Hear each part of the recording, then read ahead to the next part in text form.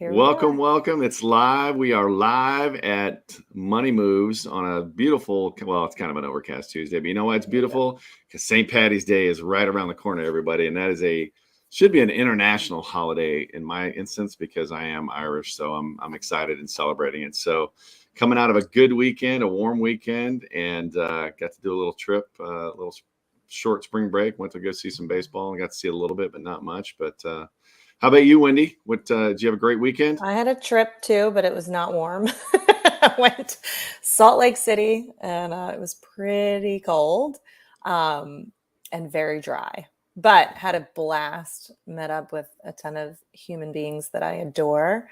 And yeah, it was good. Good weekend. Fired me Good, up. good. Well, it's always good to meet up with human beings. So that's good stuff. Good stuff. So today, everybody, we're talking about something that I don't know if you've been following. The market's down a little over 7.5% just since January. So that nest egg you had is a little bit smaller. There's some big, hairy, ugly predictions for June. The fireworks have definitely started being lit, and everything's starting to pop as of June, are all the predictions. So we're going to talk about that today. And in a down market, you lose a lot more than just money. And now you're probably going, well, what the heck else can I lose? Well, we're going to talk about that and some of the things that you need to be aware of to kind of protect your nest egg and ways to protect your nest egg. So do me a favor. We're going to get started here in just a few seconds. Reach out to your friends, family, say, hey, watch this. You need to check this out at Black Swan Money on YouTube. And we'll get started in just a minute.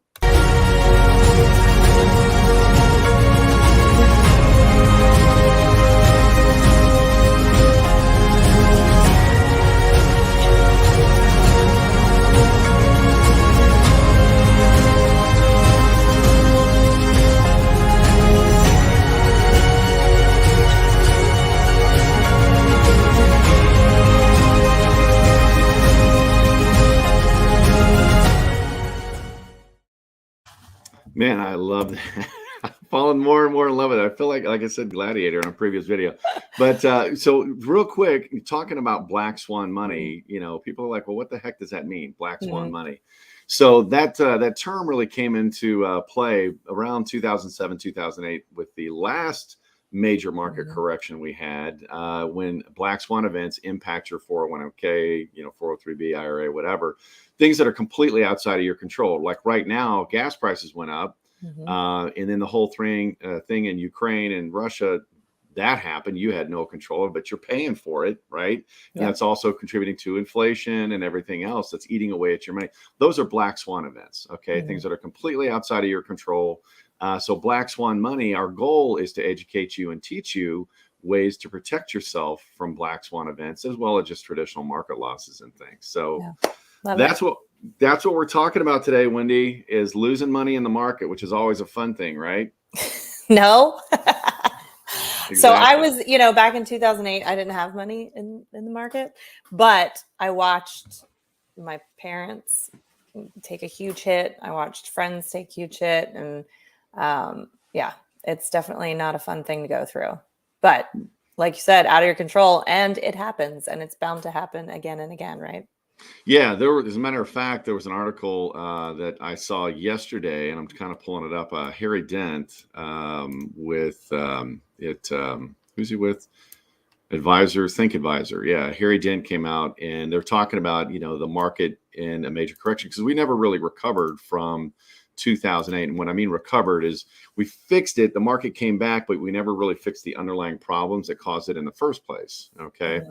A lot of people think it was the housing situation that was 2008, and that was more of a symptom, not really the root cause. And so one of the things that happened is we got everything back rolling and things like that. You had quantitative easing and things that there was QE1, QE2. I think we got to QE4 and 14. Hell, I don't know, but there were a lot of them. Meaning they were just printing money, putting money into circulation, and that kind of kept the wolves at bay, so to speak. But now what you've got going on is we've got extremely low interest rates, historically low interest rates, and they creeped up a tad, but not really much. So that's one of the levers that they pull to kind of protect us. But now we've got inflation that's starting to get a little scary. I mean, the official number that just came out a few days ago is 7.9%, the highest it's been in 40 years. Wow. So that means your money, if you had $100,000 sitting somewhere it now has the buying power of $92,000. So you lost, call it $8,000, like that. And so that's something scary. And then also the market's gone down 7.5%. And I'm hearing indicators. And again, nobody has a crystal ball, but these are some pretty smart people talking about what's going on. And I think everybody's in agreement of the fact that we're coming up on a major market correction. But I'm hearing percentages as high as 40, 50, 60%. So those are some extreme cases. So today we're talking about, number one, what it really means to you when you lose it, because one of the big things, and I want to say it's short of a lie, but you hear traditional advisors say is, don't worry, you'll end up getting your money back, right? I don't know. Have you ever heard that from anybody? Yeah. Yeah, always. Yeah. Yeah. And we were, actually my company was interviewing someone yesterday that was, a traditional advisor from another company. I'm not going to name the company, but we started talking about some of our mindset, philosophical differences and things like that. And we started talking about it, and you could literally see the light bulbs going off in her head of, my company never told me that. My company never told me that. I'm like, yeah, it's because they have a limited thing on what they want to teach you, right? They want you to follow their model, not your model. Right. And so you look at that, the big thing that people don't realize is, number one, when you lose money, let's say you lose 20%. Well, I can get the 20% back, right? That's not going to make you whole. Do you get what I'm saying? Yeah. When you do the math. Yeah. When you do the math, it doesn't make you whole. Yep. Well, no, exactly. What I mean by that is, if let's say you have $1,000, okay, and you can get out your calculators if you're watching this and try me on this, but if you lose $1,000, or you have $1,000 in the market and the market goes down 20%, not really a major correction, but that's kind of a correction, right? 20%. People think, okay, well, when the market goes back up 20%, I'll have my money back. And that is not the case. If you have a 20% loss, you actually have to have a 25% gain just to be made whole on $1,000. Okay. And that's because, okay, I have $1,000, I lose 20%. Well, that means $200. So now I have $800 left. In order to get $200 off of an $800 principal, I need 25%. Yep. Okay. So you're losing ground in that aspect. Not to mention, you look at the bigger thing that you lose, and you and I've talked about this one. What's more important? The more important loss than money when it comes to market loss? The time that your money's not growing. It's that time, right? Yeah. Again, going back to 2008, you had a huge market correction. Depending on what numbers you're looking at, the S&P, the market went down approximately 40%. So you figure that 40% loss. Well, if I have a 20% loss and I need 25 to get back, that means if I had a 40% loss, I need 50% to get back. I mean, that's, you start doing the math, and it's like, wow, okay, that's a lot. And going back to that statement from traditional advisors, you'll get your money back. Well, you do. And I did. I took a hit in 2008 and I was made whole. I got my money back in 2013. Right. Okay. But I lost five freaking years. Yeah. And if you think about that, that's huge, because there was a market correction in 88. There was a market correction in 92, right? There was a market correction in 2000. There was a major market correction in, 2008, right? And then we had a little bit of correction a couple of years ago, but you look at that, it's like, okay, if I'm saving for 40 years and I'm thinking, man, my money's going to grow for 40 years. I've got so much more time and this, that, and the other. Well, all of a sudden you've got 4 or 5 major corrections, probably 5 or 6. Let's just say 5 to be conservative. Every one of those is 4 years in between. That's 20 years out of that 40. Right. So hopefully some light bulbs are going off, folks. So, that's why Warren Buffett, and I don't know if he really said this or if it's a joke, but that meme's been around forever. Number 1 rule in money is to never lose money. And rule number 2 is see rule number 1. Right. Right. So how do you never lose money? Well, it's all about putting it in the right strategies. And this goes back to the conversation I was having with the other advisor, because it's called AUS, all assets under management, right? And they keep people in the market. But what that does, and don't get me wrong, I mean, you want market returns. I'm not talking fixed rate of returns. Fixed rate of returns are translation, lower rate of returns, right? But there are things out there that you can get hedges and protection, safety nets around your money where you can get market gains and things like that. And if you think about that, let's go back to the example I had where we're talking, my markets or my money is going to be growing for 40 years when actuality it's 20. Right. Okay. Then when I've got my 401k, my IRA or things like that, and I go into my retirement years or I'm going into the red zone. I call the red zone, that 10-year period before retirement, because you're close to the touchdown, so to speak, and you still want to go into protection mode. So what happens is traditional advisors will move your money into what? They'll move it into like safer. Yeah, exactly. Low performing, still in the market, but very low performing things, that you're going to get 3-4%.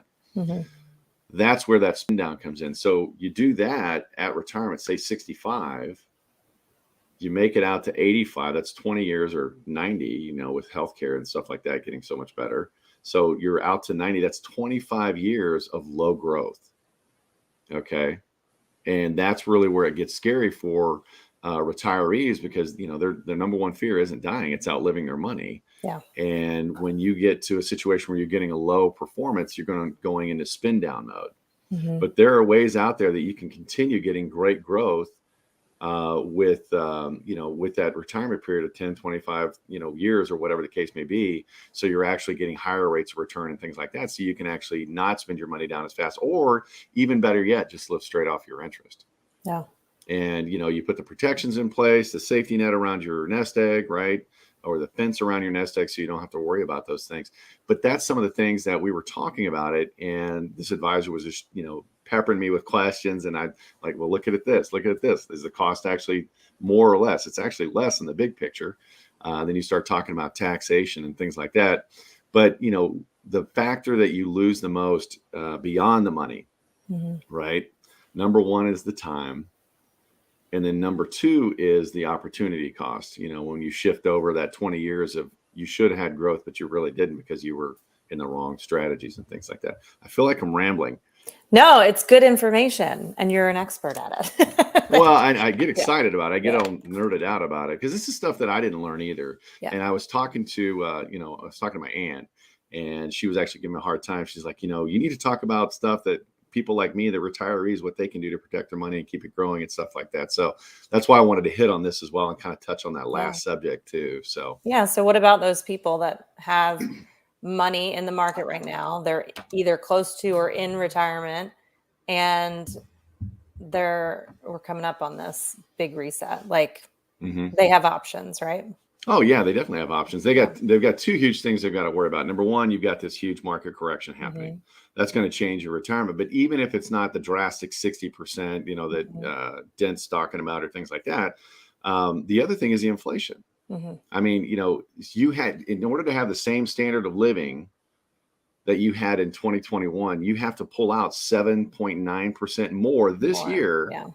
Okay, this year than you did last year. And if you have a JOB and you get your 3% raise, it's not going to cut it. No, right? Exactly. Right. No, you're actually losing money. So that's, that's kind of, again, the pre-retirement stuff, but going back to the retiree piece.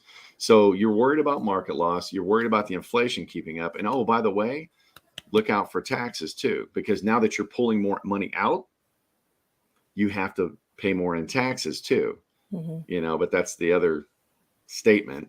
You'll pay less in taxes in retirements. And I have yet to, unless you're making, several $100,000s a year at your job. But if you're, regular John or Jane out there working bee, right, it's going to be one of those where, no, you're not going to be in a lower tax bracket. You may actually be in a higher one because of stuff that's going on. And that's really where, don't think that you've reached the finish line when you hit retirement and we're set and we're ready to roll.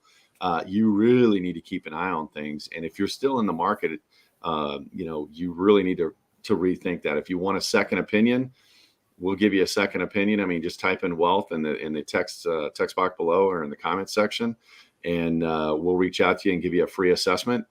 Do something with it or not, but at least know what's going on in your world, because if you don't, it's going to get hairy and scary here in the next 6 months. So, and you can avoid it. So, yep. Awesome. Yeah. So just to reiterate, dropping that in the comments. Like John mentioned, we talked to somebody yesterday who worked in this industry and didn't realize the options that were out there to protect your money. So we can help you too. So love it. All right. Well, that's all we've got today. We're on the 15-minute mark. We're trying to keep it short and brief. Yeah. But if you do have questions, don't sit there in the dark. Turn the light bulb on. Reach out to us. As always, show some love. Click that little subscribe button down below. Share it with your friends, and make sure you turn on your alerts. Hit that bell if you're on YouTube, so that way you get all the alerts. We do this every Tuesday. Again, it's all about helping you learn this stuff so you can make impactful decisions on your financial future. Yep. But as always, we're there to help. So everybody have a great day. Have a happy St. Patrick's Day. Be safe, be smart, and be wealthy. Thanks.